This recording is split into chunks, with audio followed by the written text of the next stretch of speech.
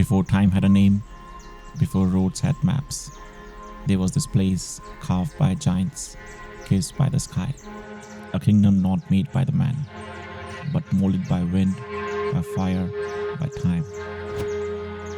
I came here chasing stillness, not answers, not destinations, but moments.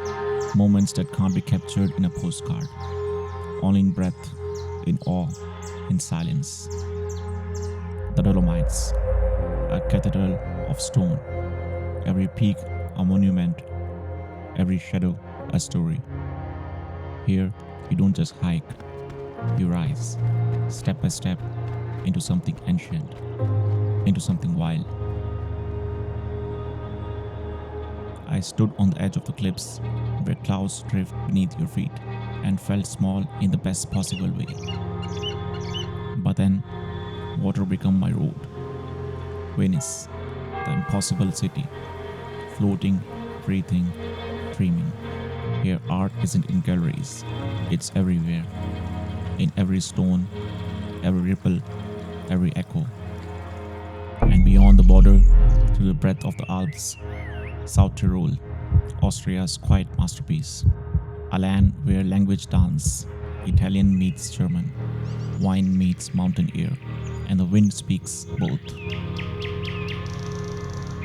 Wooden cabins that haven't moved in centuries, lakes so still they reflect more than the sky, and mountain passes where silence is the only sound. This wasn't just a trip, this was a connection to land, to light, to something far greater than myself. The Dolomites made me feel small, Venice made me feel timeless, and Tyrol made me feel home in a place I would never been. I didn't come here to escape life. I came here to remember it. To remember what it feels like. To wake up with wonder. To lose track of time. To feel alive. Because some journeys aren't both getting away. They are about coming back. Back to the raw. Back to the real. Back to you. Welcome to the journey I will not forget.